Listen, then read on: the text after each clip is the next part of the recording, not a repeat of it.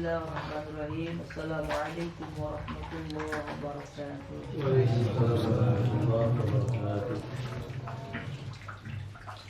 Alhamdulillah wa syukru ala ni'amillah. Thumma alhamdulillahilladzi jama'ana fi hadhihi al-haflah al-mubarakah. Asyhadu an la ilaha illallah wahdahu la syarika lah wa asyhadu anna sayyidana wa maulana Muhammadan abduhu wa rasuluhu alladzi la nabiyya ba'dah. Allahumma fasholli wa sallim wa barik wa karim wa majid wa azim ala nabiyillah Muhammad ibn Abdillah wa ala alihi wa ashabihi wa mawalah. Amma ba'd. وقال الله تعالى في آياته العزيز قالوا سبحانك لا علم لنا إلا ما علمتنا إنك أنت العليم الحكيم. اللهم إنا نسألك من علم لا ينفع وعمل لا يقبل ودعاء لا يستجاب ونعوذ بك من علم لا ينفع wa amalin la yuqbal wa du'ain la mustajab. Amin ya Allah ya Rabbal alamin. Salawat ila sarang salawat. Allahumma sholli ala Muhammad ya Rabbi sholli alaihi wasallim. Allahumma sholli ala Muhammad ya Rabbi sholli alaihi wasallim. Rabbi fanfa'na bi barakatihi wa ahlina al-husna bi hurmatihi wa aminna fi tariqatihi wa mu'afatihi minal fitnati. A'udzu billahi minasy syaithanir rajim. Bismillahirrahmanirrahim. Wa'bud rabbaka hatta ya'tiyakal yaqin. Alhamdulillahirabbil alamin. Berkat anugerah yang telah diberikan oleh Allah Jalla Jalaluh di malam yang sangat mulia dan di tempat yang sangat berkah ini, kita semua dikumpulkan oleh Allah di dalam suatu majelis zikir, di dalam suatu majelis ilmu, yang mana alhamdulillah majelis zikir, majelis ilmu kita ini dipenuhi oleh para pemuda.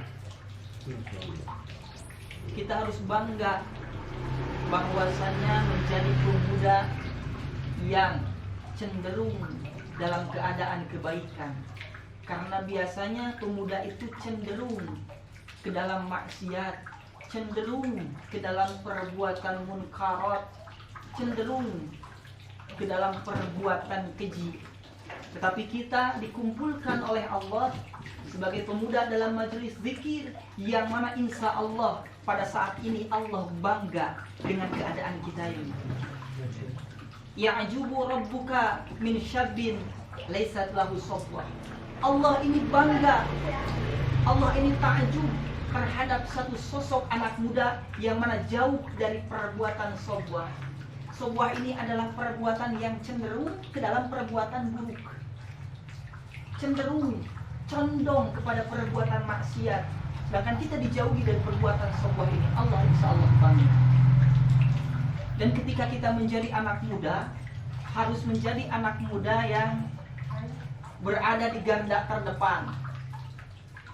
Baik dalam majelis ilmu harus pangheudana datang. Baik dalam majelis zikir harus paling depan. Baik dalam peperangan pun seperti itu. Karena jika dibandingkan anak muda sekarang dengan anak muda zaman Rasul, Ibnu Mas'ud pernah berkata, kunna nagzu ma'an Nabi sallallahu alaihi wasallam wa nahnu syabab. Saya dulu ikut berperang bersama Rasul, padahal dulu saya ini adalah masih muda. Dulu ya ikut perang bersama Rasul bukanlah kalangan orang tua, kebanyakan dari anak muda. Di belakang Rasul banyak sosok anak muda yang sangat hebat. Kenal dengan sosok Ali bin Abi Thalib? Ali bin Abi Thalib itu adalah sosok anak muda yang paling hebat dan pemberani, bahkan di garda terdepan ketika perang. Ketika di peperangan Khandaq, Ali bin Abi Thalib ini dia berada di garda terdepan. Ketika parit berhasil diterobos oleh orang-orang kafir, banyak orang kafir yang masuk ke dalam parit, banyak masuk ke dalam Khandaq, tetapi beberapa orang kafir lolos terhadap parit. Di antaranya yang lolos itu adalah Amr bin Abdul Wud. Amr bin Abdul Wud kenapa bisa lolos? Karena dia mempunyai kuda yang gagah, yang hebat dan besar. Kenapa? Karena tubuh Amr bin Abdul Wud juga besar. Gagah Amr bin Abdul Wud ini. Bahkan dikatakan bisa nyampe 2 meter tubuhnya. Besar. Dikatakan Amr bin Abdul Wud ini sosoknya saking gagah dan kuatnya, jika Amr bin Abdul Wud ini berdiri di atas tikar, kemudian tikarnya itu ditarik oleh 10 orang, maka sedikit pun dia gak akan pernah goyang. Tidak akan goyang. Ini sosok Amr bin Abdul Wud, kafir yang memerangi Rasul. Ketika perang dia lolos menerobos Khandaq. Hanya beberapa orang kafir yang menerobos Khandaq. Umat muslim di Madinah begitu banyak. Kemudian Amr bin Abdul Wud takut, lamun dirempuh urang bakal eleh. Kata Amr bin Abdul Wud berkata sambil teriak-teriak, "Watasihu bil qatlasah."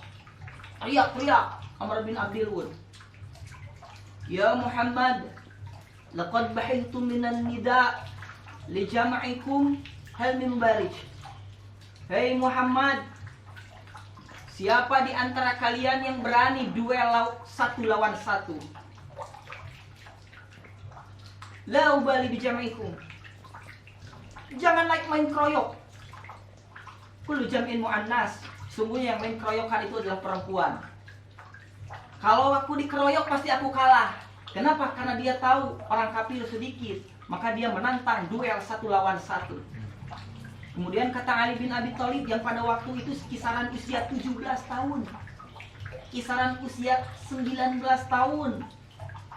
Ini Ali bin Abi Thalib, "Ya Rasulullah, da'ni arfilni, utuslah aku ingin melawan, aku ingin membunuh Amr bin Abdul Wud." Kemudian Rasulullah tidak mendengarkan omongan Ali bin Abi Thalib karena menunggu dari sahabat yang lain yang kuat. Barangkali ada yang mau melawan Amr bin Abdul Wud. Semakin keras Amr bin Abdul Wud ini berkata. Gimana Amr bin Abdul Wud berkatanya? Kata Amr bin Abdul Wud, "Za'antum, kalian ini menyangka anna kutiltum dakhalal jannah wa ana kutiltu dakhalan nar, ana mustaqun ilan nar." Yoi, di antara kalian ini mempunyai pemahaman, mempunyai etika bahwasanya ketika kalian mati di medan peperangan maka kalian akan masuk surga. Sedangkan ketika aku mati maka aku akan masuk neraka. Ayo lawan aku sudah rindu masuk ke dalam neraka. Ana asyaqu ilan nar, saya sudah rindu. Khudil jinan, ambil surga kalian, maju sini. Semakin keras Amr bin Abdul Wud ngomongnya seperti itu. Sayyidina Ali semakin marah mendengar perkataan Amr bin Abdul Wud seperti itu. Belum ada juga dari kalangan umat muslim yang mau menghadap, yang mau bertarung dengan Amr bin Abdul Wud. Kemudian Amr bin Abdul Wud berkata lagi, "Aina jannatukum kuntum tu'adun?" Mana surga yang telah dijanjikan untuk kalian? Katanya surga telah dijanjikan untuk kalian, untuk bagi yang syahid. Mana? Sekarang ayo duel 1 lawan 1. Makin marah ini Sayyidina Ali. "Utus aku ya Rasulullah, aku ingin membunuh Amr bin Abil Wud. La Ali, in huwa Amr bin Abil Wud. Tidak Ali, lihat, dia itu Amr bin Abil Wud. Wahai Rasul, dia Amr bin Abil Wud. Saya Ali bin Abi Thalib. Kata Ali bin Abi Thalib dengan sangat gagah pada waktu padahal usianya 17 tahun. Di garda terdepan, ini anak muda, paling depan. Oleh karena itu Rasulullah SAW membiarkan Ali bin Abi Thalib menghadap Amr bin Abil Wud. Qala imamatahu. Rasulullah membuka imamahnya. Wa albisa aliyan, kemudian ditempelkan, dipasang di kepalanya Sayyidina Ali bin Abi Thalib. Wa aqbala jabinahu, kemudian dicium keningnya oleh Rasulullah SAW. Dan Rasulullah SAW berdoa, ya Allah, qad akhadta Hamzah yauma Uhud. Wahai Allah, sesungguhnya engkau telah mengambil Sayyidina Hamzah di dalam perang Uhud. Wahfadli aliyan yauma Khandaq. Oleh karena itu jagalah untukku Ali pada peperangan Khandaq ini. Rabbi la tadarni fardan wa anta khairul warithin. Kata Rasulullah SAW. Maju Ali, maju. Maju Sayyidina Ali menghadap Amr bin Abil Wud. Kemudian ini Amr bin Abil Wud naik kuda. Karena Amr bin Abil Wud juga pakai kuda. Kemudian ditanya ini oleh Amr bin Abil Wud, siapa kamu? Mananta? Sanjay. Siapa kamu? Ana Ali bin Abi Thalib. Hah? Kamu anaknya Abi Thalib? Abi Thalib itu sahabat saya, seumuran sama saya. Kamu masih kecil. Saya nggak mau membuat orang tuamu menangis. Ulang lagi sana. Kata Ali bin Abi Thalib, tidak. Kamu tidak membunuhku? Tidak, saya tidak mau membunuhmu karena takut orang tuamu menangis. Kamu tidak mau membunuhku, tapi aku mau membunuh kamu. Kata Ali bin Abi Thalib dengan sangat tegas, dengan sangat gagah berani pada waktu itu. Oke, kalau begitu kamu siap-siap untuk mati, kata Amr bin Abil Wud. Kenapa seperti itu? Karena kata ibuku, kata Amr bin Abil Wud, bahwa saya tidak akan pernah mati kecuali oleh manusia yang bernama Haidar. Karena ibuku itu adalah Yahudi, tukang sihir Yahudi. Tidak akan pernah mati kecuali oleh orang yang bernama Haidar. Oh, kalau begitu saya ini adalah yang dipanggil Haidar oleh ibuku ketika aku masih kecil. Aku ini adalah si Haidar, si anak singa. Panggilan Sayyidina Ali waktu kecil. Oleh ibunya itu Panggil Haidar. Masya Allah. Kemudian ketika berperang, saking kuatnya ini tenaga Amr bin Abil Wud, satu kali pukulan kuda Sayyidina Ali mati. Saking kuatnya ini pukulannya. Kemudian ketika dipukul lagi, ditahan oleh Sayyidina Ali dengan tamengnya, satu kali pukulan tamengnya belah menjadi dua. Boga lakon eleh gelap. Kemudian dengan membawa pedang yang diberikan oleh Nabi Muhammad pada waktu itu, yang dinamai pedangnya itu Zulfikar, dibelah menjadi dua tubuh Amr bin Abil Wud, sehingga ada teriakan-teriakan takbir di tengah gulungan pasir yang menutupi. Kemudian ada teriakan-teriakan takbir. Ternyata Sayyidina Ali bin Abi Thalib pada waktu itu menang melawan Amr bin Abil Wud. Masya Allah, itu sosok anak muda yang hebat. Makanya kata seorang hukama, inna fiyya disuban amrul ummah, sesungguhnya di tangan para pemuda lah urusan umat. Wa fi aqdamiha hayataha, dan di langkah kakinya lah, di pijakan kakinya lah kehidupan umat. Artinya kalau tidak ada pemudanya, agama dan negara ini tidak akan maju. Makanya ketika anak muda harus milih anak muda yang berada di garda terdepan, paling depan, di majelis ilmu paling depan, panggilan datang, di medan perang panggilan datang di depan, gitu muda. Ya, penerus perjuangan bangsa, pemuda, penerus perjuangan bangsa. Mundurnya majunya umat berada di tangan mereka, dan dalam membangun negara dan agama yang baldatun thayyibatun wa rabbun ghafur. Sudah. Bahkan nanti pemuda-pemuda yang sangat rajin dalam beribadah, makanya kita harus bangga karena kelak ada 7 golongan, yang mana dalam 7 golongan ini akan mendapatkan naungan Allah. Dalam hadis, sab'atun yudhilluhumullahu yaumal qiyamah fi dhillihi yauma la dhilla illa dhillu. Kelak akan ada 7 golongan, yang mana 7 golongan itu akan mendapatkan naungan daripada naungan Allah kelak di yaumul qiyamah, di alam mahsyar, ketika terik matahari begitu sangat panas membakar kulit.